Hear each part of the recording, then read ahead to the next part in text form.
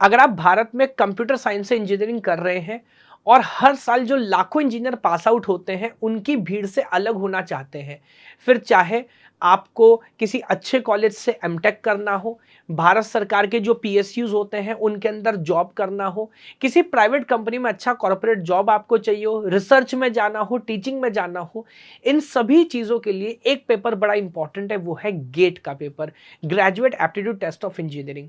पिछले 10 साल से मैं स्टूडेंट्स को इस एग्जाम के लिए ट्रेन कर रहा हूं और अपनी इस लर्निंग में, इस जर्नी में मैंने बहुत सारे बेसिक डाउट्स और कंफ्यूजन्स देखे हैं जो बच्चों को होते हैं। कभी कभी बहुत लेट जाके बच्चों को पता लगता है कि इस तरह का कोई एग्जाम भी था। तो इस वीडियो में वो सारे डाउट्स और confusions in a single short video मैंने यहाँ पे शेयर किए हैं। तो मेरा ऐसा मानना है कि सभी स्टूडेंट्स को इस एग्जाम के बारे में समझ होनी चाहिए और आपके जो भी बेसिक डाउट्स और कंफ्यूजन्स होंगे, आई होप इस वीडियो के अंदर मैं उसको सॉल्व करूंगा। तो चलिए शुरू करते हैं। सबसे पहले बात करते हैं वीडियो के चैप्टर्स के बारे में, जो आपको यहाँ पर टाइमलाइन पे नजर भी आ रहा है। ऑब्वियसली आप डायरेक्ट क्लिक करके भी जा सकते हैं, बट ये फुल एंड फाइनल वीडियो होने वाली गेट के बारे में, तो मैं हर एक टॉपिक पे बहुत डिटेल में बात करने वाला हूँ। इन जनरल क्या रूल है और मेरी भी क्या अंडरस्टैंडिंग है, ताकि कोई दूसरी वीडियो आपको कम से कम गेट के बारे में देखनी ना पड़े। तो सबसे पहले बात करूंगा वाई गेट। गेट एग्जाम की आखिर जरूरत क्या है? जब बीटेक का एग्जाम है, डिग्री आपको मिल गई, कहानी खत्म हो गई। उसके बाद गेट की जरूरत क्यों पड़ी, सरकार क्यों अलग से एक पेपर कंडक्ट करी है, उसकी जरूरत को समझेंगे। पॉइंट नंबर 2, एग्जाम आखिर है क्या, है ना। तो साल में कब होता है, कितनी बार होता है, रिजल्ट कब आता है, वो सारी इंपॉर्टेंट जो डेट्स हैं उसको समझेंगे। कौन इसको कंडक्ट कर रहा है उस बात को समझेंगे। देन कौन कौन से सब्जेक्ट्स हैं, कितने सब्जेक्ट्स हैं जिनके अंदर फॉर एग्जांपल मैकेनिकल है, कंप्यूटर साइंस है, इलेक्ट्रॉनिक्स है, जिसमें गेट का एग्जाम कंडक्ट होता है। एग्जाम में बैठने के लिए क्या एलिजिबिलिटी क्राइटेरिया है, उस बात को जानेंगे। पेपर का पैटर्न क्या है, ऑब्जेक्टिव है, सब्जेक्टिव है, मल्टीपल पेपर होते हैं, सिंगल पेपर होता है, कितने क्वेश्चन, कितने मार्क्स, उसमें क्या क्या पूछा जाता है, वो सब डिटेल में बात करेंगे। देन सिलेबस क्या है और सिलेबस में भी कितने सब्जेक्ट्स होते हैं। यहाँ से मैं थोड़ा सा कंप्यूटर साइंस स्पेसिफिक बात करूंगा कि सीएसआईटी वालों की बात करूँ तो कितने सब्जेक्ट हैं, किस सब्जेक्ट से लगभग कितने क्वेश्चन पूछे जा रहे हैं, वो सारी एनालिसिस समझेंगे। इन जनरल जो भी हमने होमवर्क किया, हमारी टीम ने, क्या बच्चों को कॉमन फ्रीक्वेंटली आज डाउट्स रहते हैं, उनके ऊपर एक डिस्कशन करने वाले हैं। इंपॉर्टेंस क्या है, अगर आप इस एग्जाम को अच्छे से लिख लेते हैं, अच्छे नंबर, अच्छी परसेंटाइल स्कोर ले आते हैं, तो क्या होगा, उसके जो यूज केसेस हैं उसके ऊपर बात करूंगा। देन प्रीवियस ईयर एनालिसिस, कितने बच्चे बैठते हैं, कितने क्वालिफाई होते हैं, वो सारा डिस्कशन करेंगे। कुछ बच्चे समझते हैं गेट एग्जाम लिखा, अगर टॉप 100 रैंक आई या एक बढ़िया परसेंटाइल आई तो ही अच्छा है, वरना सब बेकार हो गया। नहीं, उस स्कोर का कैसे इस्तेमाल कर सकते हैं और कैसे जज कर सकते हैं कि आपको जो अटेम्प्ट था वो सक्सेसफुल था कि नहीं था, इसके ऊपर बात करूंगा। और सबसे लास्ट में टाइम कितना चाहिए। सर बस सारी बात समझ आ रही, रिलेट भी कर पा रहे, यही हमारी प्रॉब्लम है, पेपर हमारे लिए कितना समय लगेगा, तो आप किस तरह के स्टूडेंट हैं, उस केस में क्या इम्प्लीकेशन होगा, एक एक बात डिस्कशन पॉइंट बाय पॉइंट करूंगा। तो अब सबसे पहला जो चैप्टर हमारा है वो आ जाता है वाई गेट। गेट की जरूरत क्या है, देखिए एक छोटी सी तुलना करता हूं, क्योंकि 12th क्लास से, आई होप जो वीडियो देख रहे हैं आप सभी लोग शायद 12th क्लास तो पास कर ही चुके हैं, तो उसका एक एग्जांपल ले लेता हूं। देखिए 12th क्लास आपने पास की, अब मान लीजिए किसी बच्चे के 85% मार्क्स आए सीबीएसई बोर्ड से। कोई यूपी बोर्ड का बच्चा आके कह रहा है कि पता है मेरे 82% मार्क्स हैं, but you know what, UP board is more tough than CBSE, तो मैं आपसे ज्यादा इंटेलिजेंट हूँ। बीच में एक आईसीएससी वाला भी बैठा हुआ है, गुजरात बोर्ड है, एक महाराष्ट्र बोर्ड है। यस, फिर कुछ लोग ऐसा बोल सकते हैं यार तुम्हारे एग्जाम में तो चीटिंग हुई थी या वो पेपर आउट हो गया था, इस तरह की चीजें देखो होती तो है ही है ना। तो अब एक प्रॉब्लम क्या है कि 12th क्लास में किसके कितने नंबर आए, इस बेस पे क्या आईआईटीज एडमिशन दे सकते हैं या दे रहे हैं, नहीं दे रहे। क्या किसी मेडिकल कॉलेज में आपको डॉक्टर की सीट में एडमिशन मिल रहा है, नहीं मिल रहा। तो क्या समाधान निकाला सरकार ने, सरकार ने बोला यार एक सिंगल प्लेटफॉर्म होना चाहिए, सिंगल रेस होनी चाहिए। कोई पहाड़ पे दौड़ रहा है, कोई रेगिस्तान में दौड़ रहा है, समझ नहीं आ रहा कौन अच्छा एथलीट है, एक सिंगल पेपर रखते हैं, उसमें जो नंबर लेके आएगा मान लेंगे वो अच्छा है। फिर आपने किसी भी बोर्ड से कैसी भी पढ़ाई की हो, तो जैसे आईआईटी जेईई हो गया या हमारा मेडिकल का एग्जाम हो गया, सब वही तो है, एक सिंगल पेपर। आपका कोई भी बोर्ड हो, ये सिलेबस है, क्लैरिटी है, सर इसमें नंबर आया, प्योर मेरिटोक्रेसी है, नंबर आया सिलेक्शन होगा वरना नहीं होगा। ठीक बात। सेम प्रॉब्लम बीटेक के साथ भी तो है। देश में इतने सारे कॉलेजेस हैं, आईआईटीज हैं, एनआईटीज हैं, सेंट्रल यूनिवर्सिटीज हैं, प्राइवेट इंस्टीट्यूट्स इतने सारे हैं। यस, और शिक्षा का, नॉलेज का लेवल हर जगह अलग अलग है। तो क्या ऐसा हो सकता है कोई बोले कि सर मैंने आईआईटी दिल्ली से बीटेक किया है, बट वहाँ मार्किंग बहुत टफ है। IIT दिल्ली में जाना ही बहुत टफ था। मेरे 62% हैं, बट मैं यूपी के किसी प्राइवेट कॉलेज के बच्चा जिसके 84% है, मैं उससे ज़्यादा जानता हूँ, शायद जानता भी हूँ, है ना। तो आजकल और आप कहीं भी देखोगे अलग अलग कॉलेजेस का क्राइटेरिया अलग है, कहीं बहुत टफ मार्किंग होती है, कहीं बहुत हार्ड मार्किंग होती है। कोई कहता है चीटिंग हो रही है, कोई कहता है चीटिंग नहीं हो रही है। अब गवर्नमेंट कंफ्यूज है कि भाई एमटेक में अगर किसी को एडमिशन देना है, हिंडाल्को में, भेल, सेल, ओएनजीसी, एनटीपीसी, हाँ, इनके अंदर अगर इंजीनियर चाहिए तो क्या बीटेक की परसेंटेज में एडमिशन दे सकते हैं क्या? नहीं दे सकते। एक पेपर की जरूरत है, उस पेपर का नाम है गेट। तो क्यों बनाया सरकार ने? अलग अलग यूनिवर्सिटीज है, उनके फॉर्मेट अलग अलग है, उनका मार्किंग पैटर्न अलग अलग है। बच्चे की सही नॉलेज हम जज नहीं कर पा रहे। और बीटेक एक लेवल के बाद 3 घंटे के एग्जाम में 40 पेज की कॉपी है, पूरी भर के आनी है। एक पेज 5 नंबर का है तो आपको पता, एक पेज 2 नंबर का है तो आपको पता ये पूरी कहानी क्या, सॉरी एक पेज 2.5 नंबर का है तो आपको पता पूरी कहानी क्या है। तो इसलिए पेपर बनाया ताकि बच्चे की नॉलेज को एग्जैक्टली जज कर सके, और इस बेस के ऊपर फिर अब एक सेंट्रल प्लेटफॉर्म है, आपने परफॉर्म कर दिया। अब जिस भी पीएसयू को जॉब देना है गेट के थ्रू दो, सेपरेट एग्जाम कंडक्ट करने की क्या जरूरत है? सोचिए 95% से ज्यादा पीएसयूज आज धीरे धीरे अपने पेपर कंडक्ट करना बंद कर चुके। उनके लिए प्रॉब्लम थी यार, पेपर बनाओ, बच्चों को बुलाओ, परेशान करो। अभी एक सेंट्रल पेपर है गेट का, उसमें आपने पेपर लिखा, रैंक आई। अब अगर गेल को चाहिए तो गेल कहता है हम बच्चों को इन्वाइट करते हैं, अपना गेट का स्कोर कार्ड लगाइए और इस रैंक तक के बच्चों को मैं इंटरव्यू के लिए कॉल कर रहा, बात खत्म हो गई। Isn't it like this? तो दैट इज अ रीजन कि सरकार ने सोचा कि गेट एग्जाम कंडक्ट करते हैं, एक ऐसा कुछ एग्जाम बनाते हैं। Now what is GATE? तो GATE is not gate, it is an acronym. This is chapter number 2 which is graduate aptitude test of engineering. तो इंजीनियरिंग भी टेस्ट करते हैं और आपका एप्टीट्यूड भी चेक करते हैं, कैसे भी आगे समझाऊंगा। अब पेपर कंडक्ट कौन करे? बिकॉज अगर क्वालिटी पेपर बनाना है और इंजीनियरिंग स्टूडेंट्स के नॉलेज को इन डेप्थ जज करना है तो कॉलेज भी अच्छे होने चाहिए। तो गवर्नमेंट ने 7 जो हमारे ओल्ड आईआईटीज हैं, मतलब ये पुराने हमारे 7 आईआईटी, पुराना क्यों बोल रहा हूँ बिकॉज अभी बहुत सारे नए आईआईटीज भी खुल गए, they don't participate in this committee. तो 7 पुराने आईआईटी और इन सबके पापा यानी कि आईएससी बैंगलोर, यस, ये सारे मिलके एक सिंडिकेट है, एक ग्रुप है जो इस एग्जाम को कंडक्ट करता है। And usually this is done in round robin fashion. तो जैसे 2024 में आईएससी बैंगलोर कंडक्ट करने वाला है, तो हर साल ये ड्यूटी चेंज करते रहते हैं। कभी आईटी बॉम्बे करेगा, फिर दिल्ली करेगा, फिर गोवा। इनमें ऐसा नहीं कि एक 20 बार कर चुका, एक को मौका ही नहीं मिल रहा। तो सीक्वेंस में घूमता रहेगा। पेपर प्योरली कंप्यूटर बेस्ड होने वाला है। अब जब इतने अच्छे अच्छे कॉलेजेस करेंगे तो कंप्यूटर बेस्ड पेपर ही होगा। एंड देन इसमें जो आपका स्कोर आएगा उस पर आपकी बीटेक की नॉलेज जो हम जज करेंगे, है ना। तो अब गेट क्या है आप समझ गए, एक पेपर है, कंप्यूटराइज पेपर है। 7 पुराने आईआईटीज और आईआईसी बैंगलोर इसको कंडक्ट करा रहा है हर साल में एक बार। और कंडक्ट क्यों करा रहा है? ताकि आपकी बीटेक की अंडरस्टैंडिंग को जज किया जा सके और उस मार्क्स के ऊपर आपको गवर्नमेंट नौकरियां मिल सकें। इवन प्राइवेट इंडस्ट्री के अंदर भी मैं समझाऊंगा कहाँ कहाँ इसका इस्तेमाल है। इस स्कोर का धीरे धीरे बहुत पॉपुलर हो गया ये, यस। और एमटेक में कहीं एडमिशन लेना है, बीटेक कह रहा हूँ, पीएचडी में एडमिशन लेना है, हर जगह इस स्कोर का काम आता है। आगे बढ़ता हूँ। Third point, important dates. अब ऑलरेडी मैं क्योंकि आपको समझाने की कोशिश करूँ, समझिए कि ये बहुत प्रेस्टिजियस पेपर है। पिछले 15 साल से तो मैं इसे पर्सनली फॉलो कर रहा हूँ। तो जैसा आमतौर पे होता है ना, इवन यूपीएससी के साथ भी हो जाता है, आईआईटी के साथ हो जाता है, पेपर आउट हो गया, पेपर लीक हो गया, पेपर कैंसिल हो गया, पेपर डिले हो गया।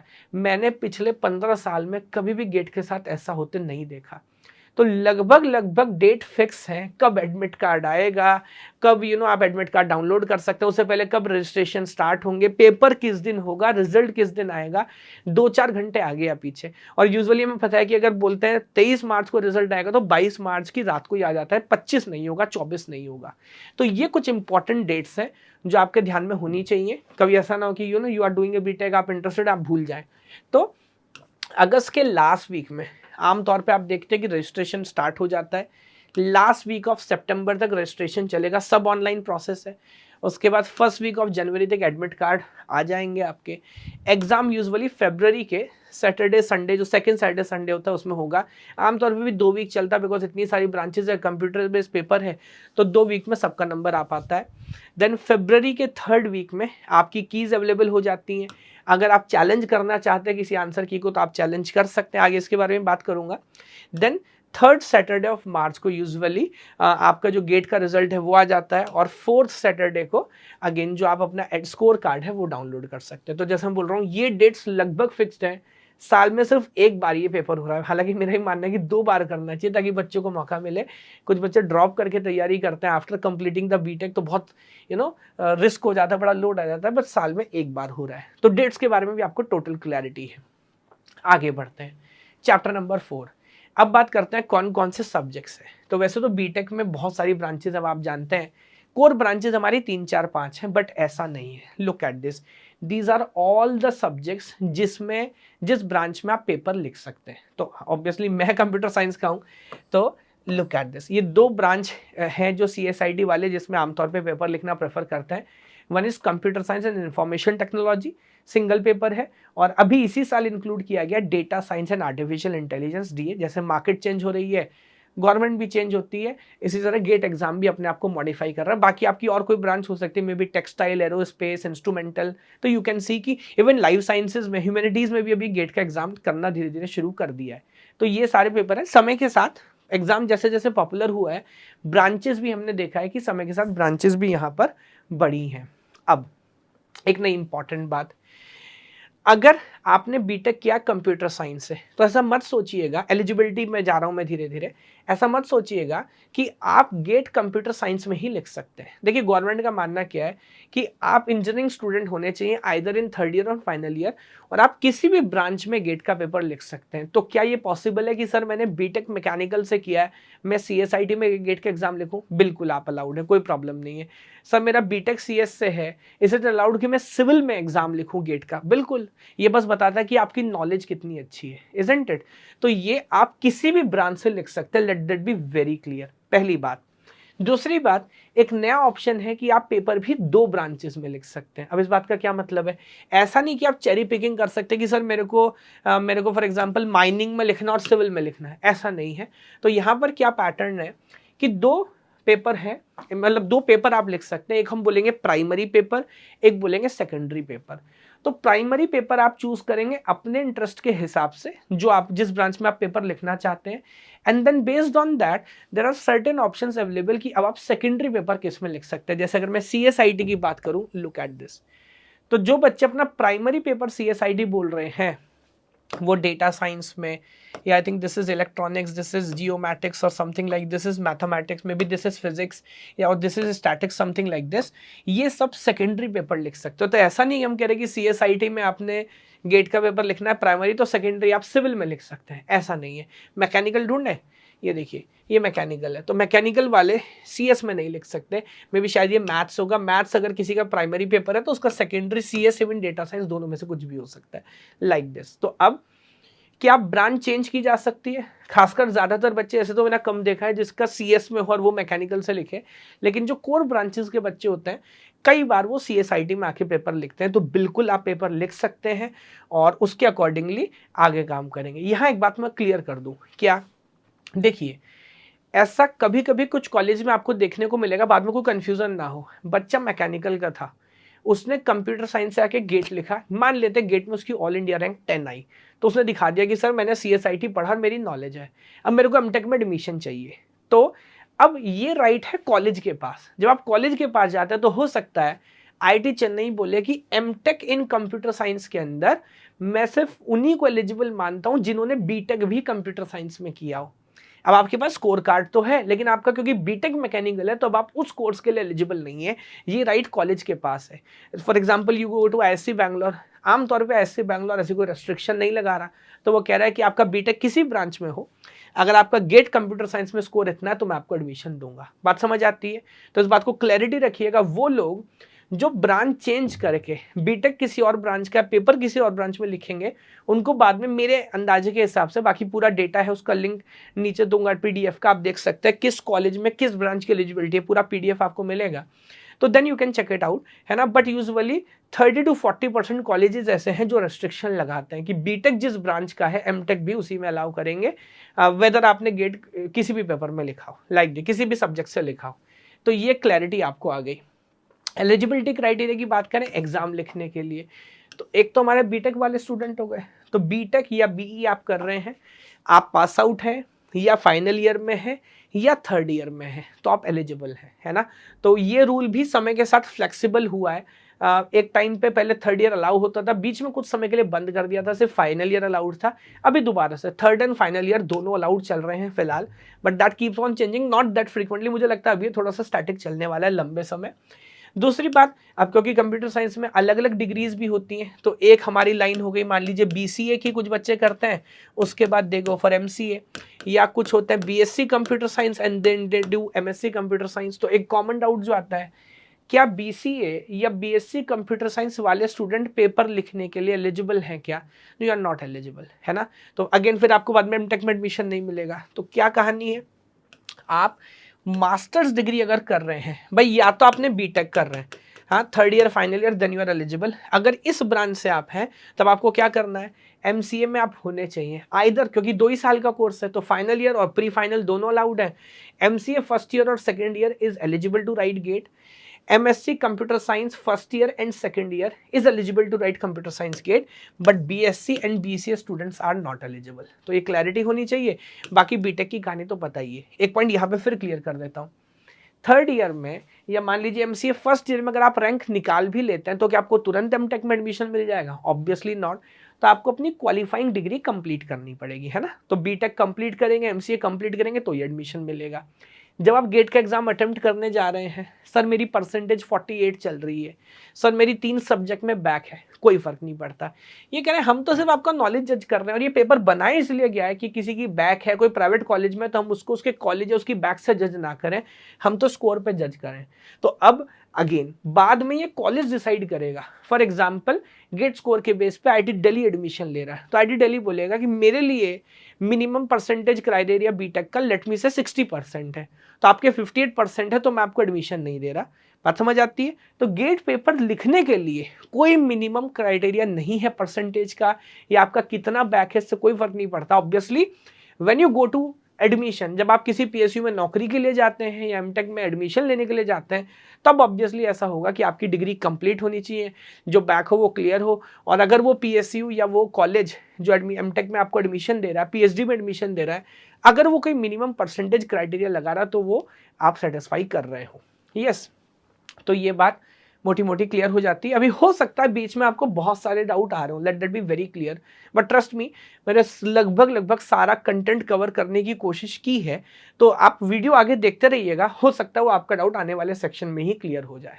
Yes, now let me come to the next point, next chapter. अभी बात करते हैं एग्जाम के पैटर्न के बारे में। तो सर पेपर बहुत प्रेस्टिजियस है, ये है वो है, पैटर्न क्या है, पैटर्न समझते हैं।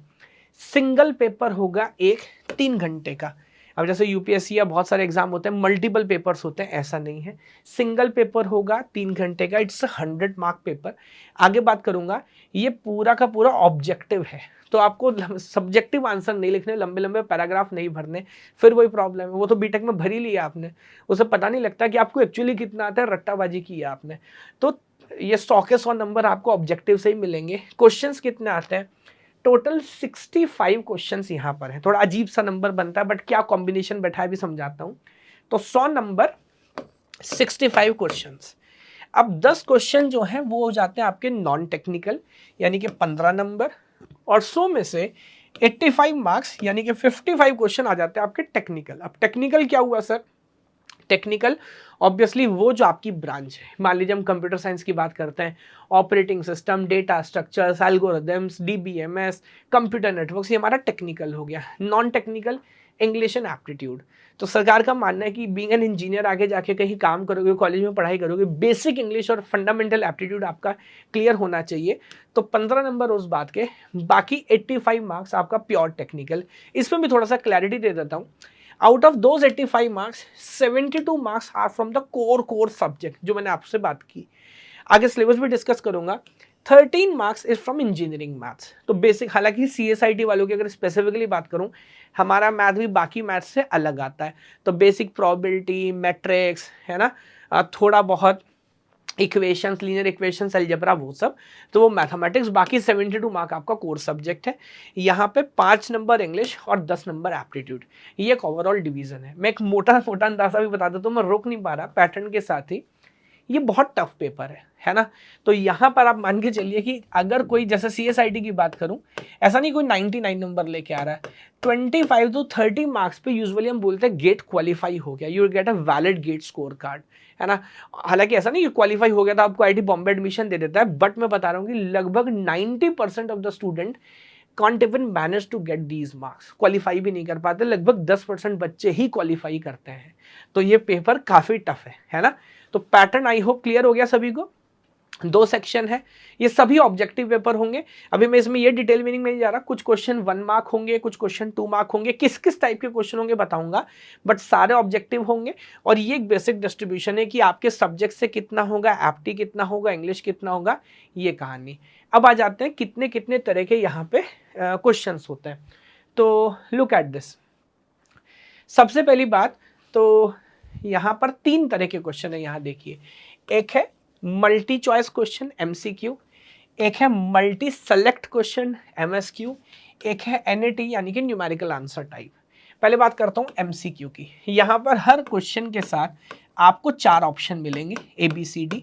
अच्छा, ये सारे के सारे क्वेश्चन 1 मार्क के भी हो सकते हैं, 2 मार्क के भी, वो पेपर में मेंशन रहेगा।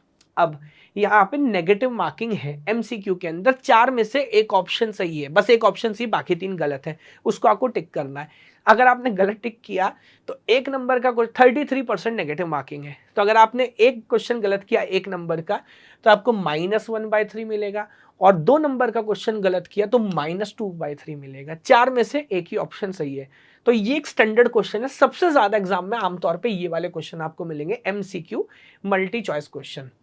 अगली कैटेगरी जो रिसेंटली 2-3 साल में इंट्रोड्यूस की गई है, that's called MSQ multi select question. अब इसका क्या मतलब है, ऑप्शंस यहाँ पे 4 ही हैं, बट यहाँ पे गेम क्या है, एक से ज्यादा भी सही हो सकते हैं, इवन 3 ऑप्शन भी सही हो सकते हैं, एक भी सही हो सकता है, 2 भी सही हो सकता है।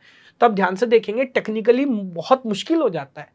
बच्चा बोल रहा है सारे ऑप्शन ध्यान से पढ़े, 2 टिक कर देते, बट 3rd भी सही था, वो मैंने ध्यान नहीं दे पाया, इसलिए आंसर गलत हो गया। लेकिन गेट वाले थोड़े नरम दिल भी हैं, क्योंकि यहाँ पे एक से ज्यादा ऑप्शन सही हो जाते हैं, और क्योंकि इसको आंसर करना टेक्निकली थोड़ा सा मुश्किल होगा, तो यहाँ पर कोई नेगेटिव मार्किंग नहीं है ना। तो कोई नेगेटिव मार्किंग नहीं है। तो पहली बात, मान लीजिए किसी क्वेश्चन में 3 ऑप्शन सही थे, आप 2 ही टिक करके आए, नंबर नहीं मिलेगा। नंबर तब मिलेगा जब तीनों पे मार्क करेंगे, बट हाँ, नेगेटिव मार्किंग भी नहीं देंगे आपको, ठीक। और तीसरा टाइप हो गया, अगेन ये भी 1 नंबर का भी हो सकता है, 2 नंबर का भी हो सकता है। तीसरे हमारे हो गए न्यूमेरिकल टाइप क्वेश्चन, जो कि again it can be 1 mark 2 mark, जहां फिल इन द ब्लैंक होगा। तो सब्जेक्टिव नहीं है, आप पूरी कैलकुलेशन सॉल्व करेंगे, बाद में एक नंबर आएगा। क्वेश्चन इस तरह से डिजाइन करते हैं कि आंसर नंबर में ही होगा।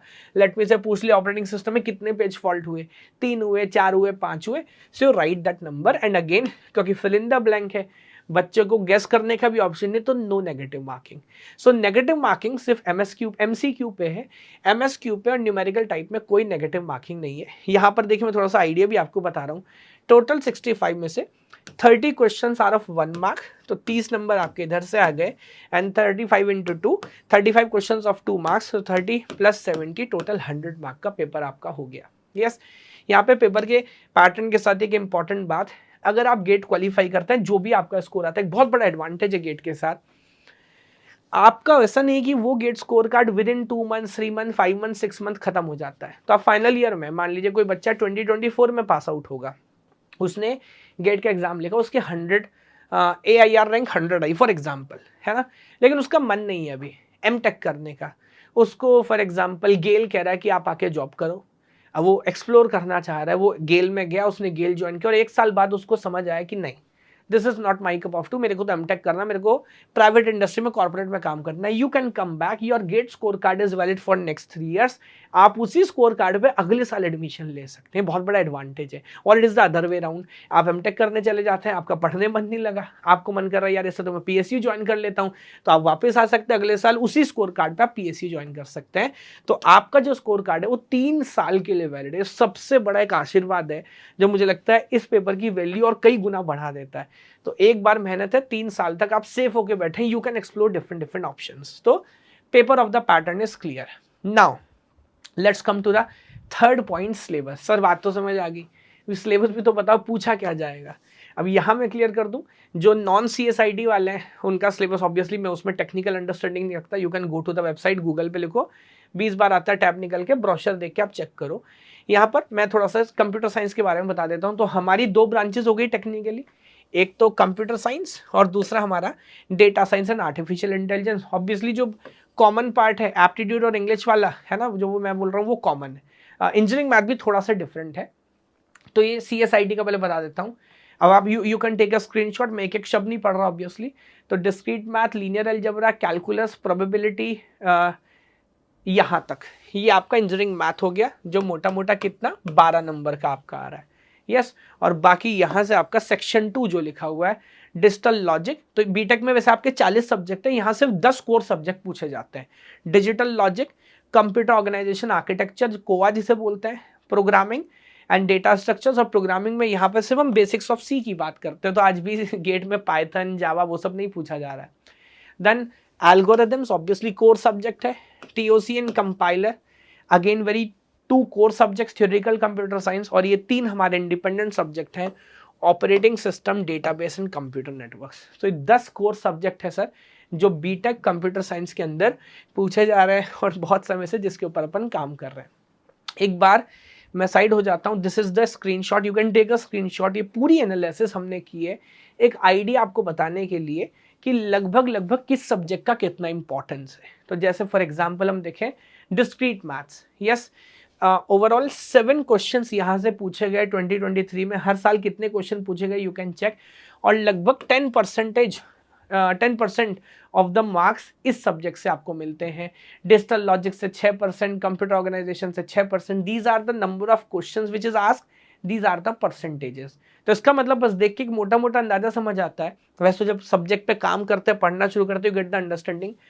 ऐसा नहीं है पेपर की सर इस बार तो ऑपरेटिंग सिस्टम से 40 मार्क्स आ गया, बाकी किसी से पूछा नहीं। मैं बोल रहा हूँ पेपर बड़ा स्टैंडर्डाइज है, बड़ा क्वालिटी पेपर है। हर सब्जेक्ट की वेटेज लगभग फिक्स्ड है। 1-2 नंबर ऊपर नीचे जरूर होता है, ऐसा नहीं कि उन्होंने कहीं लिख के बता दिया है। अब जैसे एक बार 6 क्वेश्चन आ गए, 4 आ गए, बट 1 नहीं आएगा या 20 नहीं आएंगे। तो दिस इज द मोटा मोटा आइडिया जिससे आपको समझ आता है नेटवर्क्स, डेटाबेस, OS, ये दोनों मिला के अपनी सॉलिड इंपॉर्टेंस रखते हैं। तो अगर गेट में इससे क्या समझने को मिलता है, गेट में अगर आप सीरियसली प्रिपेयर कर रहे हैं ना, तो यू कांट आस्क कि सर ये 2 टॉपिक छोड़ के जाऊं क्या। भाई छोड़ के जाएगा तो छूट जाएगा, सब कुछ पढ़ना पड़ेगा अगर IT में जाना है, अगर PSUs में जॉब करना है तो। यस, तो सब्जेक्ट वाइज आई थिंक पूरी एनालिसिस आपको समझ आई होगी। Now let me come to the जो कॉमन वाला पार्ट है। तो again you can read it out, you can pause the video, you can take a screenshot. तो वर्बल एप्टीट्यूड है, क्वांटिटेटिव एप्टीट्यूड है, analytical aptitude and spatial aptitude. तो ये कुछ सेक्शंस हैं और लगभग हर साल 10 क्वेश्चन यहाँ से पूछा जा रहा है। वही 15% ऑफ द क्वेश्चन, यानी कि 15 नंबर की वेटेज है। अच्छा, इसमें मैं बोलूँगा कि मेरी जो अंडरस्टैंडिंग है, इन्होंने इसे बड़ा वर्सेटाइल रखा है। पूरा पॉइंट ये था कि गेट में भी बच्चा इंजीनियर जो हमारा रट्टू तोता ना बन जाए, तो थोड़ी वर्सेटैलिटी हो। तो दैट इज द रीजन यहाँ पर ऐसा नहीं है कि एक पैटर्न को पकड़ लिया। जैसे होता है ना SSC है, बैंक PO है, सर ये बुक ले आओ, इसे रगड़ लो और हो जाएगा। इसमें ऐसा नहीं है, कभी कभी थोड़े डिफरेंट अलग अलग टाइप के क्वेश्चन पूछते हैं ताकि चीज़ें जो है वो दमदार मज़ेदार बनी रहे। तो ये मोटा मोटा कि एग्जाम का पैटर्न हो गया। Now that is the syllabus for data science and AI जो भी रिसेंटली इंक्लूड हुआ है। तो again you can take a screenshot. इसमें ऑलरेडी मैं एक वीडियो बना चुका हूँ, आप जाके चैनल पे चेक करेंगे, जिसमें मैंने बताया, उसका आई बटन यहाँ लगा दूंगा, जिसमें मैंने एग्जैक्ट डिफरेंस बताया कि कौन कौन से टॉपिक CSIT से लगे। मान के चलिए 60 to 70% of syllabus is different. तो काफ़ी चेंज है, ऐसा नहीं है कि हाँ आ गया कर लेंगे। तो प्रोबेबिलिटी, स्टैटिक्स, लीनियर अलजेब्रा बहुत डेप्थ में चला जाता है, calculus, programming, data structure, DBMS, यहाँ पे मशीन लर्निंग, AI बिल्कुल नया इंक्लूजन है। And that is all. तो यहाँ तक हमने सिलेबस की बात कर ली। अब कुछ अगेन जो बड़े बेसिक क्वेश्चन है, फ्रीक्वेंटली आस्क्ड क्वेश्चन है गेट एग्जाम के बारे में, जरा उन पे एक ध्यान देते हैं। बात करते हैं चैप्टर नंबर 7 की, कुछ फ्रीक्वेंटली आस्क्ड क्वेश्चन। हालांकि इसमें से ज्यादातर cases I think we have already covered, but still I will go one by one.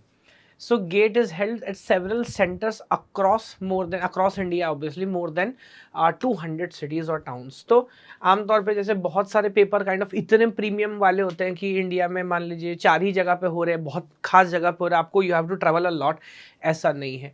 तो जब फॉर्म आप फिल करेंगे बहुत ध्यान से फिल करेंगे और आप देखेंगे, आई डोंट थिंक आज कहीं पर भी आप हैं मैक्सिमम 100 किलोमीटर, उससे कम है तो आपको कहीं ना कोई सेंटर मिल जाने वाला है. एंड यूजुअली जो इतना मेरा अंडरस्टैंडिंग है, फर्स्ट चॉइस ही मिल जाती है. दे विल आस्क फॉर 2 और 3 more options, but first choice आमतौर पे सेंटर मिल जाता है. तो ये बात हो गई. स्कोर कार्ड 3 साल के लिए वैलिड रहता है, इसके बारे में ऑलरेडी हम डिस्कशन कर चुके हैं. एग्जामिनेशन फॉर सम टेस्ट में be held in multiple sessions. अच्छा, ये बात हम ऑलरेडी कर चुके हैं. Sessions will be multiple, but मतलब मल्टीपल से मतलब क्या है, मान लीजिए कंप्यूटर साइंस की बात करते हैं, बहुत सारे स्टूडेंट हैं जो कंप्यूटर साइंस में पेपर लिखते हैं. टोटल इंफ्रास्ट्रक्चर कभी कभी इतना नहीं होता कि एक साथ सब बच्चों का पेपर कराया जा सके, तो पेपर शिफ्ट में होता है, शिफ्ट 1 शिफ्ट 2. ऑब्वियसली दोनों शिफ्ट में अलग अलग पेपर आएगा, पहले शिफ्ट का पेपर रिपीट तो नहीं कर सकते, लेकिन फिर वो क्या करते हैं, स्कोर को नॉर्मलाइज कर लेते हैं. मतलब फॉर एग्जांपल एक जनरल अंडरस्टैंडिंग है, सेकंड वाला पेपर आसान है. अभी वो कैसे आसान है, एवरेज बच्चे कितना स्कोर कर रहे हैं, टॉपर के कितने मार्क्स है, उस बेस पे दे हैव सम फॉर्मूला. और कभी कभी ऐसा हो सकता है कि maybe you are the one जिसको टफ वाला पेपर मिला हो, आपके 2 मार्क्स बढ़ जाएंगे नॉर्मलाइज में. मान लीजिए आपके एग्जैक्ट आ रहे थे 45, बट आपके 47 हो जाएंगे. मे बी आप आसान वाले सेट में थे, आपके 50 थे, हो सकता है आपके 48 हो जाए. तो they will do that bye their side, है ना. तो मल्टीपल शिफ्ट हो सकते हैं, बट ऑब्वियसली वो कहानी आपको क्लियर है. बैकलॉग की बात मैं ऑलरेडी बता चुका हूँ, दोबारा याद दिला रहा हूँ कि गेट एग्जाम लिखने के लिए बैकलॉग की कोई कंडीशन नहीं है. ऑब्वियसली उसके बाद जब आप एमटेक में एडमिशन लेने जाएंगे तो आपकी डिग्री कंप्लीट होनी चाहिए. आप किसी पीएसयूज में जॉब करने जाएंगे तो आपकी डिग्री कंप्लीट होनी चाहिए. But as far as writing GATE exam is concern, आपके कितने भी बैकलॉग हो, they don't have any issues. ये 2 पॉइंट रह गए थे, इसके बारे में बात कर लेता हूँ. Any maximum number of attempts, तो जैसे यूपीएससी है या इवन आईटी कोई भी एग्जाम है, there are some maximum number of attempts, उसके बाद आप अटेम्प्ट नहीं कर सकते. बट यहाँ पर ऐसा नहीं है. तो गेट के बारे में एक और सबसे अच्छी बात क्या है, you can do any number of attempts you want. Obviously मैं नहीं कह रहा कि आप 10-15 साल यही काम करते रहे, बट पॉइंट ये कि कभी कभी कुछ लोग they are working in corporate और 5 साल 10 साल काम कर चुके हैं, then they want to come back and they want to do MTech, they can do so. So ना यहाँ पर कोई एज लिमिट है, ना यहाँ पर कोई अटेम्प्ट्स की लिमिट है. आप जितने चाहे उतने अटेम्प्ट्स दें. कुछ मैं लोग जानता हूँ स्पेशली जो एजुकेटर कम्युनिटी में है, पढ़ते हैं पढ़ाते हैं, दे हैव अ इंटरेस्ट की हर साल दे राइट अ पेपर. तो लोग हैं जो 10-10 15-15 बार पेपर लिख चुके हैं. तो ना कोई अटेम्प्ट की लिमिट है, ना कोई एज की limit. I hope that point is also बिल्कुल clear now. Next point, can you choose.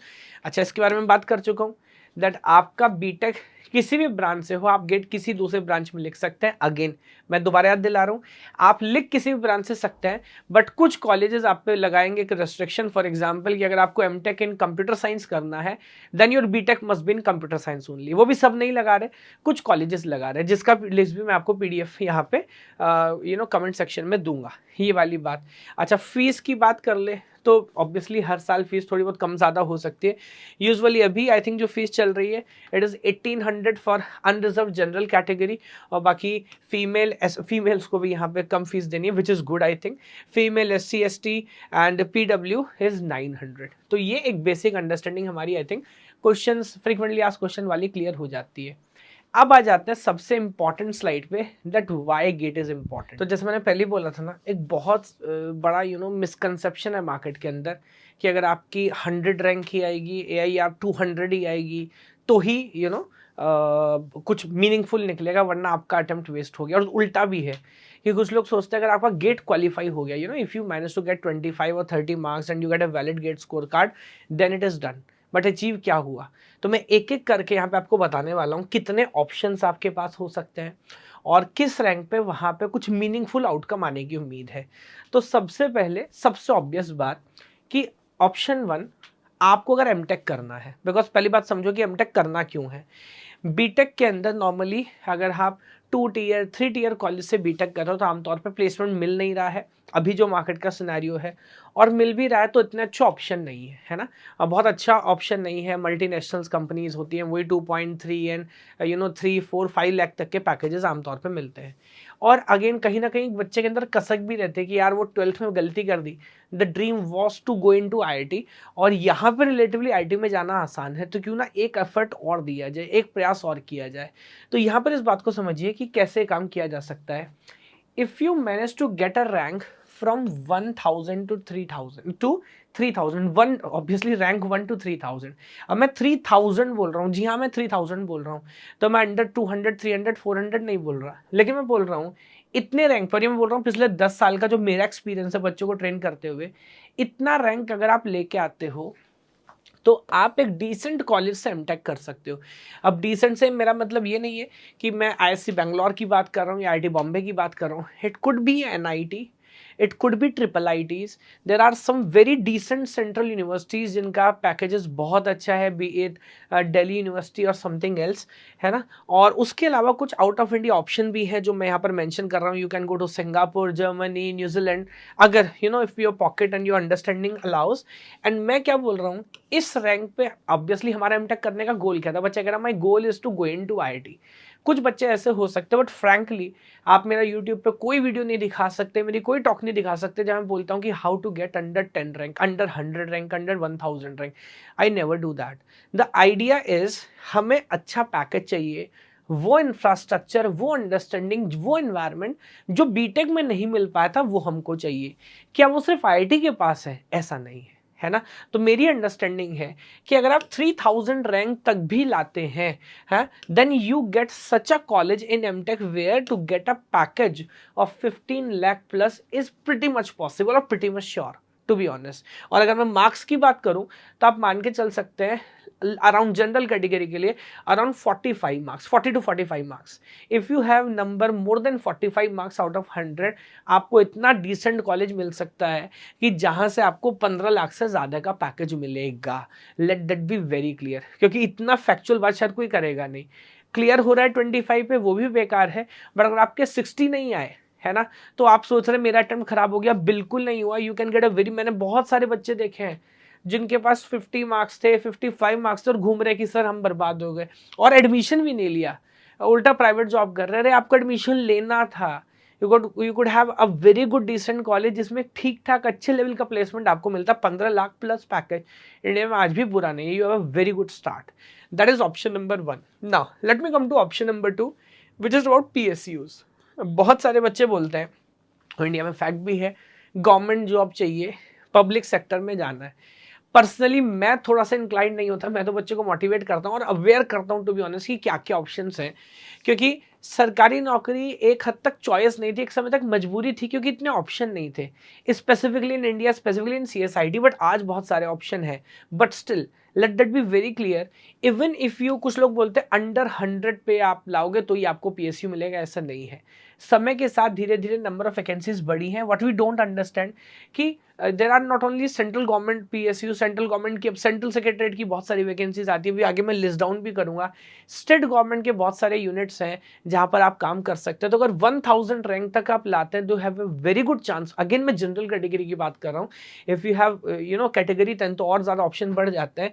Then you get a fairly good PSU where you get a package of 12 to 20 lakh. तो ये भी एक अच्छा ऑप्शन है। हालांकि मैं बता दूं, समय के साथ ये उतनी तेजी से नहीं बढ़ेगा, ये उतनी तेजी से बढ़ता है ना। So that is option number 2। Now let me come to option number 3, which is like MBA और बिजनेस। तो बहुत सारे लोगों को लगता है कि अगर आपको MBA करना है, डिसेंट कॉलेज में जाना है, तो फिर आपको ऑब्वियसली IIM जाना पड़ेगा। But there is a wild card entry called NITIE Mumbai. ये कौन सा कॉलेज है? जब देश आज़ाद हुआ था ना, तो इंडिया में हमने 15 top class, 15 top class institutes बनाए थे क्वालिटी हायर एजुकेशन के लिए, जिसमें 7 IIMs थे, 7 IIT थे, और जो 15वां कॉलेज था वो था निटी मुंबई। अब ये दोनों का मिक्सचर है। क्यों?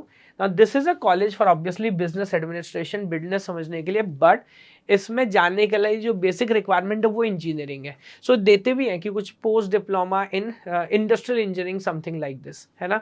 तो यहाँ पर सिर्फ इंजीनियर्स अवेलेबल है, एप्लीकेबल है। एंड द पॉइंट इज कि अगर इसमें आपको एडमिशन लेना है, you don't need CAT score, you need GATE score, है ना। और यहाँ पर भी अगर आप 1 to 100 1 to 1000 रैंक लाते हैं, then you get a chance और a call from NITIE Mumbai and package is fairly good. Mumbai में जस्ट IIT बॉम्बे के बराबर में ही कैंपस यहाँ पर है, तो बहुत अच्छा ऑप्शन है अगर आप उस साइड पे सोचते हैं तो again it is not required कि सेपरेटली आप कैट लिखें, है ना, आप गेट के थ्रू भी एक बिजनेस कॉलेज में जा सकते हैं। That is option number 3। Coming to option number 4, अगर आपका इंटरेस्ट टीचिंग में है, और ऐसे बहुत सारे लोग हैं, मैं खुद भी उन्हीं में से था, तो ऐसे बहुत सारे लोग हैं जो समय के साथ देख रहे हैं, इवॉल्व कर रहे हैं, चीज़ें चेंज हो रही हैं। आज से 10 साल 15 साल पहले हम टीचर को जैसे देखते थे, अभी चीज़ें ऐसी नहीं है ना। हम अपने हिसाब से काम कर सकते हैं, यूट्यूब है, सोशल मीडिया है, बात हमारे हाथ में, अगर हम कुछ एफर्ट करना चाहे तो कर सकते हैं। तो if you want to go there, और टीचिंग के अपने अलग मज़े हैं भाई, अपना अलग फ़न है। It is all about the कितना आपको कितना मज़ा आ रहा है। सो हियर आई से, अगर 5000 रैंक तक भी आपकी आ जाती है, from 1 to 5000, then what you can do, you can go for a MTech. और यहाँ पर अच्छी बात क्या है, इस बार आपको स्पेसिफिकली बहुत ज़्यादा फर्क नहीं पड़ेगा प्लेसमेंट पे, बिकॉज अगर आप टीचिंग में जाना चाह रहे हैं तो obviously your masters will be followed by a PhD। And मैं कभी इस चीज़ के लिए एडवाइस नहीं करता बच्चों को, आजकल फैशन कम हो गया, वरना पहले इंटीग्रेटेड कोर्स चले थे, BTech plus MBA, BTech plus MTech। मैं बोल रहा हूँ यार, BTech में भी एडमिशन ले रहा हूँ, फर्स्ट ईयर में 12th क्लास का बच्चा हूँ, मेरे को कैसे पता है कि 4 साल BTech पढ़ने के बाद मेरा इंटरेस्ट बिजनेस में आएगा, और MBA के भी इस फाइनेंस में आएगा और इंटरनेशनल बिजनेस में आएगा। Some that doesn't make sense actually. दूसरा, 4 साल के बाद पता नहीं मैं अच्छा करूंगा, कितना अच्छा करूंगा, हो सकता है मेरे को कॉलेज खराब नहीं लगने लगे, मेरे पास 10 और अच्छे ऑप्शन हो। तो यहाँ पर MTech करने के बाद ऑब्वियसली आप PhD करने जाएंगे, और फिर आप एक बार दोबारा कोशिश कर सकते हैं out of India PhD try करने का, किसी और अच्छे कॉलेज में ट्राई करने का।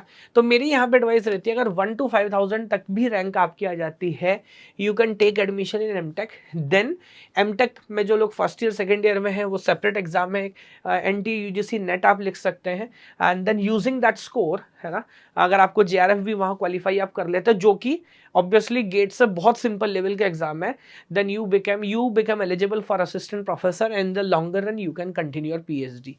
तो अगर आपको टीचिंग में जाना है, then also GATE is an only option possible, अगर आपकी बैकग्राउंड इंजीनियरिंग है तो। And now coming to my last point, industry. अगर आप कॉर्पोरेट इंडस्ट्री में भी काम करना चाह रहे हैं, कोई दिक्कत नहीं है, कैंपस में जो कंपनी आएगी वहाँ ट्राई करेंगे, ऑफ कैंपस जितना पॉसिबल होगा वहाँ ट्राई करेंगे।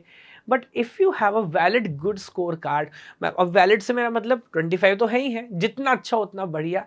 When you associate that with the resume ना, तो होता क्या है, अब देखिए इंडिया में हर साल इतने लाखों बच्चे BTech पास कर रहे हैं, अगर आप गेट जैसे प्रेस्टिजियस एग्जाम का स्कोर कार्ड लगा रहे हैं ना, एंड सपोज यू से sir my rank is under 500, under 5000, under 2000, तो मेरे को कम से कम आपकी टेक्निकल अंडरस्टैंडिंग, आपका एफर्ट चेक करने की तो जरूरत नहीं है। मेरे को पता है यार, ये तो आप कर ही लोगे, जो स्पेसिफिक टेक्नोलॉजी में मेरे को जरूरत है उसके रिलेटेड मैं एक बार आपसे बात कर लूंगा। और इवन मेरे को ये भी पता होगा कि एज अ कंपनी की अगर आपको नहीं भी आता ना, तो आप सीख लोगे समय के साथ। This is pretty much manageable, isn't it?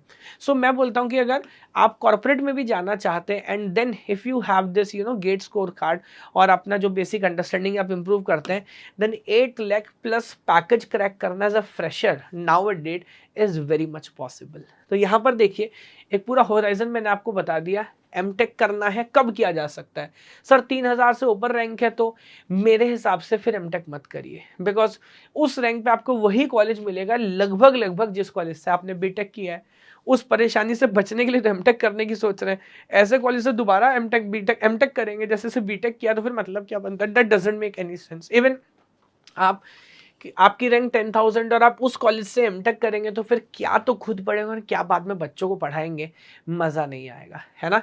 तो यहाँ तक भी अगर आप कर लेते हैं, which is pretty much possible. और अगेन पॉइंट ये है ना, बच्चा उतना एफर्ट नहीं कर रहा, क्योंकि उसको सोचने का डर लग रहा है, यार अंडर 500 रैंक कैसे आएगी, अंडर 100 रैंक कैसे आएगी। बट मैं यहाँ पे आपको यही समझा रहा हूँ कि ये पॉसिबल है अगर डिसेंट एफर्ट भी किया जाए तो। यस, एक और इम्पॉर्टेंट बात है, MTech करना रिलेटिवली और आसान इसलिए भी है, फॉर एग्जाम्पल MBA है, वहाँ पर आज आई थिंक किसी भी डिसेंट कॉलेज में आप जाएंगे तो MBA की फीस ही 20 लाख 25 लाख ऐसा कुछ होती है। MTech आपको बताऊं तो आई थिंक पूरी MTech कंप्लीट करने के बाद आप 4 पैसे बचा के वापस ले आओगे, बिकॉज पूरे साल की, दोनों साल की फीस कोई 1.5-2 लाख रुपए होगी मैक्स, किसी भी कॉलेज का आप चेक कर लो, उससे कम ही निकलेगी। ऑब्वियसली गवर्नमेंट इंस्टीट्यूट्स की बात कर रहा हूँ। एडिशनली जिन लोगों को नहीं पता बता देता हूँ, if you have a valid GATE score card तो 12,400 रुपया पर मंथ हर महीना भारत सरकार आपको स्टाइफंड देता है, एमएचआरडी स्टाइफंड देता है पढ़ने के लिए। गवर्नमेंट वांट टू प्रमोट कि बच्चे बीटेक के बाद एमटेक करें, they go into research, they go into teaching field, तो उसको प्रमोट करने के लिए every month you use to get, हमको भी मिलता था, हालांकि हमारे टाइम में 8,000 हुआ करता था, बाद में it was revised to 12,400, but every month you will get this. So ये भी एक एडवांटेज है कि इट्स लाइक बिना किसी पैसे के आप पूरी अपनी एमटेक कंप्लीट करके आ जाते हैं। These are list of some of the PSUs जिनकी मैं बात कर रहा था, जो लगभग अभी प्योरली गेट के बेस पे रिक्रूट कर चुके हैं। और ये मैं एग्जैक्टली अपने मन से कुछ नहीं बना के बोल रहा हूँ, जो गेट 2024 के ऑफिशियल ब्रोशर के अंदर मेंशन्ड है, मैं सिर्फ वही पीएसयूज बोल रहा हूँ। तो ऑब्वियसली अगर आईआईसी बैंगलोर खुद मेंशन कर रहा है तो ये तो 100% गेट स्कोर पर रिक्रूट कर ही रहे हैं, है ना। So that is pretty much sorted. एक और अंडरस्टैंडिंग है, जैसे बहुत सारे रिसर्च लैब्स हैं, पीएसयूज हैं, जो बहुत सारे इंटर्नशिप्स निकालते हैं। अब इंटर्नशिप के लिए बच्चे को जज कैसे करें, then they also take intern based on the GATE exam. तो ये भी एक एडवांटेज है, बीटेक में इंटर्नशिप तो करना ही है। सपोज थर्ड ईयर में अगर आप गेट क्वालिफाई कर लेते हैं तो लुक एट दिस, CSIR की बहुत सारी लेबोरेटरीज हैं इंडिया के अंदर, जैसे आपको पता है बहुत सारे स्पॉन्सर्ड प्रोजेक्ट्स होते हैं, DRDO, ISRO, BARC, even IIM Ahmedabad, IIM Bangalore, these are some colleges which provide internship with stipend, with good stipends only to those candidate जिनका गेट क्वालिफाइड है। तो एक अलग एडवांटेज भी यहाँ पर आपको मिल रहा है कि बीटेक लेवल पे एक नेक्स्ट लेवल एक्सपीरियंस आपको मिलेगा इतने अच्छे अच्छे इंस्टीट्यूट्स और ऑर्गेनाइजेशन में अपना इंटर्नशिप करने का। यस, और एक आखिरी बात मैं यहाँ पर बोल देता हूँ, भले ही अभी आपको कुछ भी नहीं समझ आ रहा, बीटेक तो कर रहे हो ना, देखो ऐसा नहीं है कि जैसे बीटेक करते हुए हम यूपीएससी की प्रिपरेशन की बात कर रहे हो कि वहाँ पे हिस्ट्री पढ़ा रहे हैं, कॉलेज में आपको डीबीएमएस पढ़ा रहे हैं, वहाँ पे आपको सिविक्स पढ़ा रहे हैं, यहाँ पर आपको ऑपरेटिंग सिस्टम पढ़ा रहे हैं। आपकी जो बीटेक है, डिग्री तो आपके पास है, बट रियल इंजीनियरिंग तो तभी कंप्लीट होगी ना जब उसका सही नॉलेज आपके पास हो। तो सोचिए यहाँ पर एग्जाम जब आप प्रिपेयर करते हैं गेट के लिए, आपके जो 10 कोर सब्जेक्ट्स हैं, मैं अगर कंप्यूटर साइंस की बात करूँ, operating system, database, computer networks, TOC, वो आपको पढ़ने का, समझने का, उनको नेक्स्ट लेवल पे जानने का मौका मिलता है, जो कि इन जनरल ऑप्शन अवेलेबल नहीं है। तो मेरे हिसाब से एक सबसे बड़ा एडवांटेज है, नंबर कितना भी आए that is a different thing, आपको ये सारी नॉलेज लाइफ लॉन्ग काम आने वाली है, क्योंकि ऑब्वियसली लॉन्ग रन में काम तो बीटेक में ही करोगे ना, काम तो CSIT फील्ड में ही करोगे ना। तो इन सब्जेक्ट्स को अगर 6 महीने, 8 महीने, 4 साल की बीटेक थी 48 मंथ्स, अगर 6 महीने में उन सब्जेक्ट्स को इन डेप्थ पढ़ने का मौका मिलता है, मुझे नहीं लगता इससे अच्छा मौका होना चाहिए, इससे अच्छा कोई ऑप्शन हो सकता है अपनी इंजीनियरिंग को रियली एक्सप्लोर करने का, है ना। तो ये मेरे हिसाब से एक बड़ा इंपॉर्टेंट पॉइंट है कि why you must write this paper, है ना, because that actually gives you an idea कि रियल इंजीनियरिंग का मतलब था क्या, जहां रट्टाफिकेशन पे नंबर नहीं मिलेगा। अभी बात करते हैं प्रीवियस ईयर एनालिसिस की। तो एक बार बिल्कुल जानना जरूरी होता है मेरे हिसाब से ना, किसी भी एग्जाम के लिए अच्छे से प्रिपेयर करने से पहले कितने बच्चे बैठते हैं, कितने क्वालिफाई होते हैं। Let me give you short story. Like I think I was in class 10th और 9th और समथिंग लाइक दिस। किसी ने मेरे को बताया कि इंडियन रेलवेज एक एग्ज़ाम कंडक्ट कराता है, SCRS, special class railway apprentice, something like this. और उसके अंदर अगर आप क्वालिफाई करते हैं तो आपको इतनी सारी फैसिलिटीज़ मिलती है, you become a class 1 officer, and when you want to come to home छुट्टियों में तो आपके लिए पूरी ट्रेन में एक सेपरेट डब्बा चलता है। मैंने कहा ये सही है यार, इवन IAS से भी बेटर लग रहा है यार। दिमाग छोटा रहता है कि कम से कम रिजर्वेशन के पंगा नहीं है, जब मन हो ट्रेन में बैठो घर आ जाओ, ठीक है। और मैं पढ़ रहा हूँ, थोड़ा थोड़ा देख रहा हूँ क्या सिलेबस है, कैसे काम होता है। देन बाद में मेरे को किसी ने बताया, इफ़ आई रिमेम्बर करेक्टली, कि पूरे इंडिया में 10, 12, 15 वैकेंसीज ही होती हैं। तब मेरे को समझ आया कि यार किस काम में भाई तू लगा हुआ है। ऑब्वियसली मैं ऐसा नहीं बोल रहा कि किया नहीं जा सकता, किया जा सकता था, बट ईमानदारी की बात है कि हमारी जो अंडरस्टैंडिंग उस समय थी, हमारे बस में तो नहीं था वो। तो हमेशा पता होना चाहिए एग्जैक्टली पेपर कितना डिफिकल्ट है, सिलेक्शन के चांसेस क्या है। तो यहाँ पर you can see column by column, आप लोगों के लिए पूरा डेटा कंपाइल करके लाए हैं। तो from last 12-13 years you see total number of students कितने रजिस्टर होते हैं, and finally the number of students who actually appear to the exam. तो ये मेरे लिए एक बड़ा मोटिवेशन है, पता है क्या, ये आपको बताता है कि यार फॉर्म भरने के लिए कोई भी भर देता है, इवन एग्जाम में आने के लिए हिम्मत चाहिए। You take any random area they you see 2020 में 8.5 लाख बच्चों ने फॉर्म फिल किया और लगभग 658 मतलब लगभग 2 लाख बच्चे कम आए पेपर देने के लिए। 2 लाख ने तो हिम्मत ही नहीं की।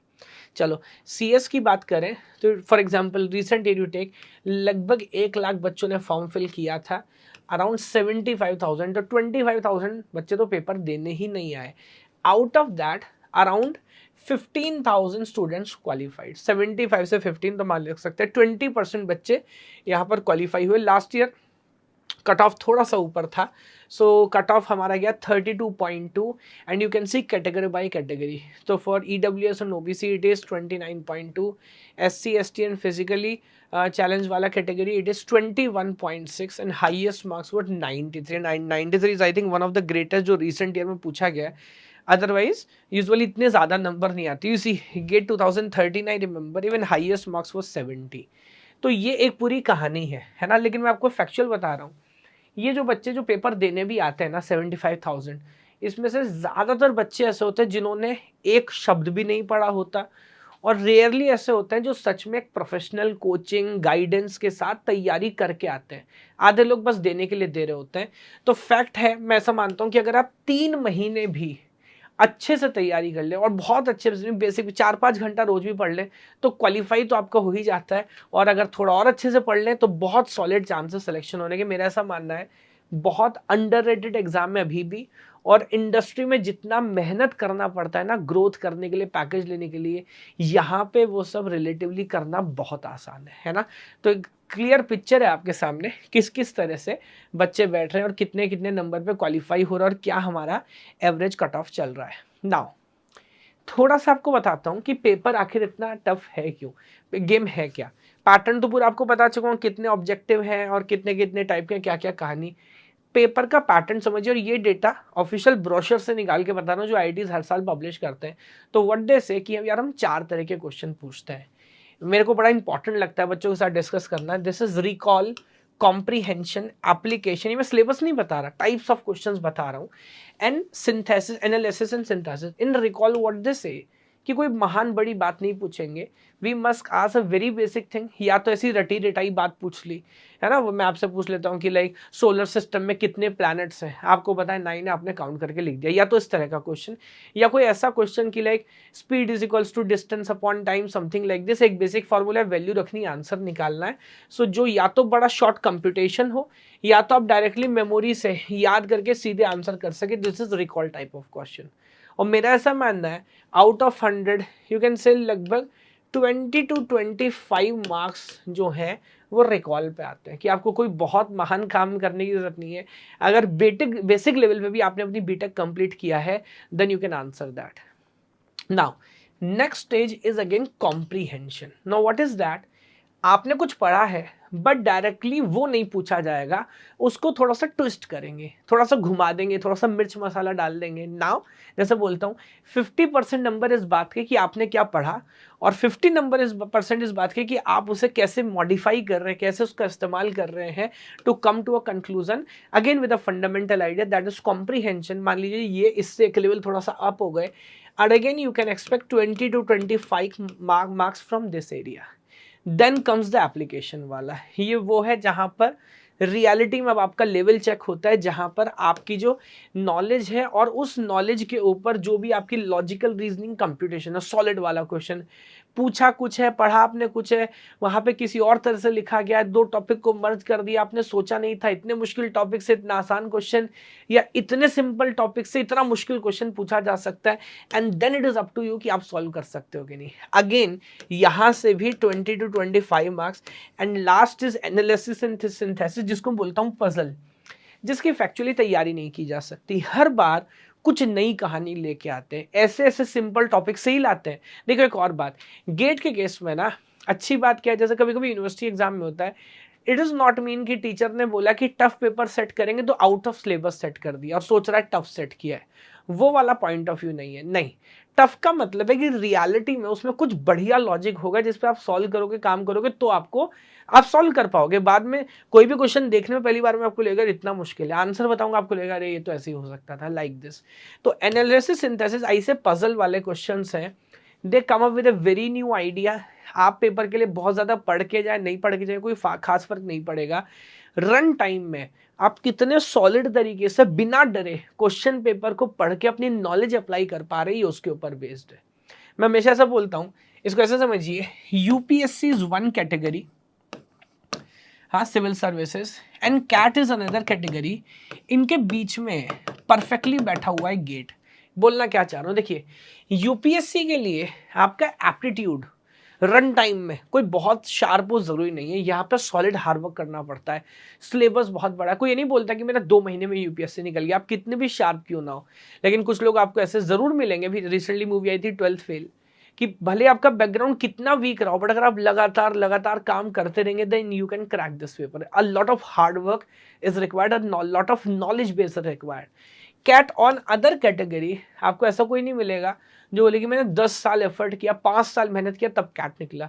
कुछ लोग बोलेंगे हमने तैयारी नहीं की थी, again we manage to get 99 percentile. Aptitude, run time पे आप कितने स्मार्ट है, कितने जल्दी से क्वेश्चन सॉल्व कर सकते हैं, बहुत ज्यादा रट के आने की जरूरत नहीं है, आएंगे भी तो काम नहीं आएगा। गेट दोनों के बीच में है। अगर आप यहाँ कुछ भी पढ़ के नहीं आएंगे तो भी फैल जाएंगे, और आप ये सोच रहे हैं यूनिवर्सिटी एग्जाम की रट के काम चल जाएगा तो भी काम नहीं आएगा। थोड़ा एप्टीट्यूड चाहिए और थोड़ा नॉलेज चाहिए, और उन दोनों का परफेक्ट मिक्सचर हो गया लास्ट वाला। यस, तो this is the area. And again if you score 60+ you are phenomenal, sure you are going into IIT, है ना।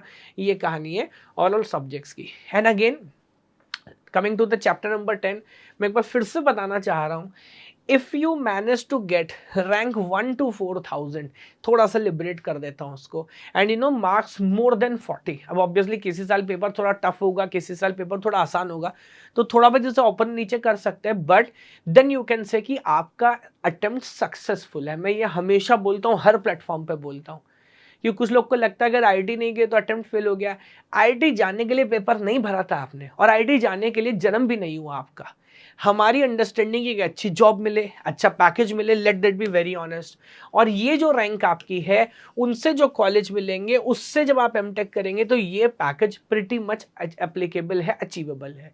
बात समझ आती है। तो ऐसा नहीं मानना कि आपको आईआईटी बॉम्बे नहीं मिला तो फिर आपका अटेम्प्ट खराब हो गया, नहीं, ऐसा नहीं है। So that is what I mean with a successful attempt, even if you manage 40+ marks। ठीक है सर, ये भी समझ आ गया सक्सेसफुल अटेम्प्ट की क्या डेफिनेशन है, पेपर का पूरा पैटर्न, पूरी हिस्ट्री, क्या करते हैं लोग, कैसे करते हैं, सब कुछ समझ आ गया। करना कैसे है, कितना टाइम करना है। तब देखिए, बहुत बच्चे ये सवाल पूछते हैं कितना एफर्ट करना चाहिए, कब से शुरुआत करनी चाहिए। तो 2-3 पॉइंट पहले मैं क्लियर कर दूं। क्या हम सब लोग सेम है? कई बार पढ़ाते ना हम सब एक समान है। इतने समय पढ़ाने के बाद मैंने समझा, और जितना दुनिया को जान रहा हूँ, नहीं, हम सब एक समान नहीं है। एज अ टीचर हम हर बच्चे को सेम पढ़ा रहे होते हैं। कुछ बच्चे बहुत अच्छी रैंक क्रैक कर पा रहे हैं, तो कुछ हमें लगता है एफर्ट कर पा रहे हैं, बट जब कोई नया क्वेश्चन आता है अगेन नहीं हो पा रहा होता। They are trying their best. तो पहली बात, हर स्टूडेंट की एबिलिटी अलग है, that is very much clear. Then आप डेली कितना एफर्ट दे पा रहे हैं, है ना। एक तो आपका हो गया, आपको भगवान ने क्या दे के भेजा है, फिर आपका हार्डवर्क। ऐसे नालायक लोग ज्यादा घूम रहे कि पढ़ लेते तो समझ आता है, बट पढ़ेंगे नहीं तो फिर क्या मतलब बनता है। तो वो वाली कहानी, डेली कितना समय आप दे पाएंगे। And last thing is, I don't know इस चीज के अंदर क्या प्रॉब्लम है, बट बहुत सारे बच्चे ड्रॉप कर रहे हैं। सोचिए, ड्रॉप किया हुआ है, पूरा साल स्टेक पे लगा हुआ है, बट सेल्फ स्टडी कर रहे हैं, क्या नहीं, कोचिंग नहीं ले रहे, सोचा खुद से मैनेज हो जाएगा। 2 मिनट दोबारा से बैठ के सोचेंगे भी। अभी बीटेक के कॉलेज की 10-10, 15-15, दिल्ली के अंदर कॉलेजेस हैं, 40-40, 50-50 लाख रुपए में बीटेक हो रही है ना। And if somebody is charging 10,000, 20,000, 50,000 rupees to give you coaching, जहां पूरे 4 साल का बीटेक पढ़ाएगा, वो कोर्स परचेज नहीं करेगा। ये थोड़ा सा सॉफ्टवेयर इंजीनियरिंग में पढ़ते हैं ना, इसको एक बायस्ड है कि कोई भी सर्विसेज हम खरीदते हैं हमें लगता है ओवर प्राइज्ड है ना। अब आप एक गेम खेल रहे हैं, आप देखिए बहुत रेयरली कोई होगा सॉफ्टवेयर में आपको गेम परचेज करता है, आपको लगता है नहीं नहीं गेम नहीं परचेज किया जा सकता। तो मुझे ऐसा लगता है पता नहीं क्यों, बट बहुत सारे बच्चे सेल्फ स्टडी करते हैं, कुछ बच्चे कर लेते हैं, बट मेरा तो सवाल उल्टा भी होता है, भाई अगर तो सिर्फ सेल्फ स्टडी से फॉर एग्जाम्पल 1500 रैंक ले पाया, अगर तेरे को एक प्रोफेशनल गाइडेंस मिलती तो तू क्या कर पा रहा होता, ये सोच एक बार में। Isn't it? सो ये मेरे को लगता है ये एक सीरियस पॉइंट है जिसको आपको कंसिडर करना चाहिए। अगर आपकी कैपेबिलिटी है, और इतनी कैपेबिलिटी बनाने से बनती है, सबकी हो जाती है, कि एक कोचिंग जरूर लें ताकि चीजें आपको क्लियर कट समझ आ जाए, कम टाइम लगे उस पर काम करने के लिए। सो ये भी एक इंपॉर्टेंट पॉइंट हो जाता है कि वेदर सेल्फ स्टडी कर रहे हैं या कोई गाइडेड प्रिपरेशन कर रहे हैं। और इस बेस पे आमतौर पे देखिए मैं 3 केस बनाता हूँ विच bring us to chapter number 11, which is like how much time is required। अगर आप ऑलरेडी पास आउट है, बीटेक कंप्लीट हो चुका है, अटेंडेंस, असाइनमेंट, प्रोजेक्ट्स, इंटर्नशिप, कोई प्रेशर नहीं है आपके ऊपर, 24 घंटा सिर्फ एक ही टास्क है, गेट की तैयारी कर रहे हैं, प्रोफेशनल कोचिंग आपके पास है, तो मुझे लगता है 8 month time is more than sufficient. जहाँ पे 6 महीना लगेगा एक्सटेंसिवली डिटेल में जाके सिलेबस पढ़ने में, 2 महीना लगेगा रिवीजन एंड टेस्ट सीरीज पे एफर्ट करने में, and you will be manage to crack a very good rank. अगर अभी आप कॉलेज के अंदर हैं, अटेंडेंस, असाइनमेंट, वो सब कुछ चल रहा है और उसके साथ आपको कॉलेज मैनेज करना है, तो आप कितनी भी कोशिश करें दिन का 2-3-4 घंटे से ज़्यादा नहीं दे पाएंगे। उस केस में यूजुअली व्हाट आई से 12 to 15 month, 15 to 18 month, I am sorry, time is sufficient. और ऑब्वियसली अटेम्प्ट थर्ड ईयर में मेन होना चाहिए। थर्ड ईयर में 35-40 मार्क्स लाने ही हैं अगर फाइनल ईयर में आपको 60+ नंबर लेके आना है तो, एंड देन बाद में टेस्ट सीरीज करेंगे, रिवीजन करेंगे, ये कहानी। If you are doing with it the job, जो कि थोड़ा सा डिफिकल्ट होता है, बट आजकल ऑनलाइन के कारण बहुत एडवांटेजेस है। मैं देख रहा हूँ बच्चे रिलेटिवली ज़्यादा समय दे पा रहे होते हैं, तो भी मैं मानता हूँ लगभग पास करने की अलग बात है। फिर वही बात मैं बोलूँगा 12 महीने सर मेरे पास 6 महीने बचा है, अभी जो बचा है उसमें करना है ना। मैं स्टैंडर्ड केस की बात कर रहा हूँ। अगर 12 महीने तो बहुत ज़बरदस्त, 10 महीने में सिलेबस डिटेल में कंप्लीट करो, 2 महीने में बाद में टेस्ट सीरीज रिवीजन करो, and you will be able to crack a very good rank in GATE, है ना। तो एक बेसिक तीनों केस मैंने आपको बता दिए। इसके अलावा एक बार जल्दी से अभी आपको दिखा देता हूँ, यहाँ तक आप आए हैं, मेरी ख्याल से सारी बात डिटेल कर पा रहे हैं, रिलेट कर पा रहे हैं, तो कंटेंट तो यहीं तक है, लेकिन एक बार मैं बता देता हूँ कि हम इस पे क्या एफर्ट कर रहे हैं, बिकॉज अगर वो नहीं बताऊंगा तो वो भी एक बेईमानी होगी। तो इसके लिए जो प्रयास हमने किया है और बहुत शानदार तरीके से कर रहे हैं, you can checkout our website, आपको लिंक डिस्क्रिप्शन मिलेगा, www कितनी बार डब्ल्यू बोल रहा है, www.knowledgegate.in, और यहाँ पर आपको दिखेगा गेट और नेट के लिए जो हम एफर्ट कर रहे हैं, and we are having a GATE guidance course. तो अगर मैं आपको फॉर एग्जांपल दिखाता हूँ गेट 2025 बैच, तो क्या चीज़ हमने डिफरेंट करने की कोशिश की जो समय के साथ हमने सीखा और क्या क्या ध्यान रखा है। देखिए सबसे पहले आपको मिलेगी वेलकम गाइड जो टोटली फ्री है, you can go and check it out कि कोर्स में किस किस तरह से चीज़ें होने वाली हैं। यहाँ डेली मैं लाइव क्लास लगा रहा हूँ, which is very important, because बहुत सारे लोग कमेंट करते हैं, प्रॉमिस करते हैं लाइव क्लास, बट लाइक महीने में एक लाइव क्लास है, हफ्ते में एक लाइव क्लास है। I am having daily live classes, because उसके बिना जब तक आपको हमारा कनेक्ट नहीं बनेगा, सिर्फ रिकॉर्डेड से नहीं हो पाएगा। So daily live class will be there, but उसके बाद जब आप किसी भी कोर्स के अंदर जाते हैं, suppose you go to DBMS, है ना, तो यहाँ पर आप जाके देखेंगे तो फॉर एग्जांपल हर कोर्स के अंदर जो जो नोट्स है वो पूरा नोट्स आपको मिल जाता है। उसके बाद हर टॉपिक की डिटेल वीडियो, और जो जो टॉपिक मैं पढ़ाता चलता हूँ, मेरा बड़ा सॉलिड इंक्लिनेशन है टुवर्ड्स PYQ। तो for example let me take SQL, तो स्कल का कोई भी टॉपिक पढ़ा, what are the basics, GATE 2015 question, where clause क्या होता है 2011 क्वेश्चन, फिर 2-3 फंक्शंस आपको पढ़ा है, then you have back to back PYQ question, join operation क्या है, then you have a question, rename क्या होता है, एग्रीगेट फंक्शंस क्या है, ग्रुप बाय क्लॉज क्या है, then you have a question. तो यहाँ पर इस चीज़ का हमने खास ध्यान रखा है कि लगभग सारे previous year question video solve करें। शायद कोई नहीं करता, है ना, लेकिन मेरा ऐसा मानना है जब तक प्रीवियस ईयर क्वेश्चन सॉल्व नहीं करोगे तब तक पेपर को जानोगे कैसे, पहचानोगे कैसे।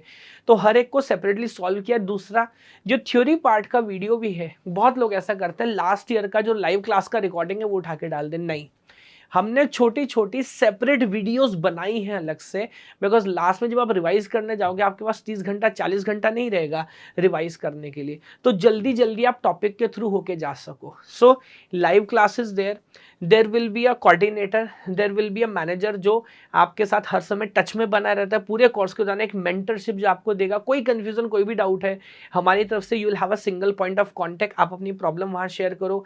वी हैव अ कम्युनिटी जहाँ पे आप पार्टिसिपेट कर सकते हो, you can have a discussion. सारी डिटेल्स आपको जो मैंने बताया ना, वो जो गाइड है, वेलकम गाइड है, वहाँ पर आपको मिलेंगी, एंड सारे के सारे कंटेंट आपको मिलने वाला है। 10 के 10 कोर सब्जेक्ट मैंने खुद बनाए हैं, तो मैंने इस बात पे ध्यान रखा, ऐसा नहीं कि सामने आपको संचित सर की फोटो नजर आए, अंदर जाके देखो तो कोई और पढ़ा रहा है, नहीं। तो बहुत डिटेल्स और बहुत प्यार से कोर्सेज बनाए हैं, और बहुत ज़्यादा कोर्स चला नहीं रहे, सिर्फ 2 ही कोर्सेज चला रहे, गेट के लिए और नेट के लिए, ताकि एकदम कॉन्सेंट्रेट होकर काम कर सकें। तो गेट एग्जाम क्या था, खैर कंक्लूड करता हूँ। गेट एग्जाम क्या था, वो पूरी कहानी मैंने कोशिश की थी कि सिंगल वीडियो के अंदर बताऊं। लास्ट में हम क्या इसमें एफर्ट कर रहे हैं वो भी आपको बता रहा हूं। तो अगर आप मेरे पढ़ाने के तरीकों से, चीज़ों से रिलेट कर पा रहे हो, तो आई होप आप हमें भी एक मौका देंगे यहाँ पे काम करने का। बाकी प्लानिंग आपकी कुछ भी हो, प्लानिंग बनाइएगा ज़रूर, है ना।